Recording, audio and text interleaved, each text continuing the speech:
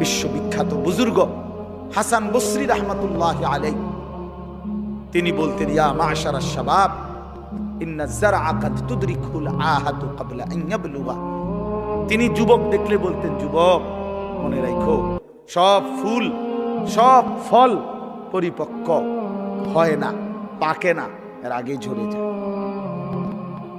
এটা উনি বলতেন, এর আগে কি ঝরে যায়। একটি গাছের, আম গাছের যতগুলো মুকুল বের হয়, বইল মুকুল, এই সবগুলোই তো আম হয়, বলেন না?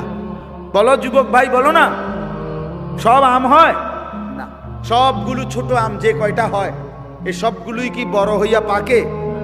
ঝরেই যায়, ফুল ঝরে যায় বেশি, ছোট ছোট আম এগুলো ঝরে যায় বেশি, টিকে অল্প কয়টা। তো তিনি বলতেন যে ঝরে যায় বেশি, কিশোর তরুণ যুবক এই অবস্থাতেই ঝরে যায় বেশি, মরে যায়।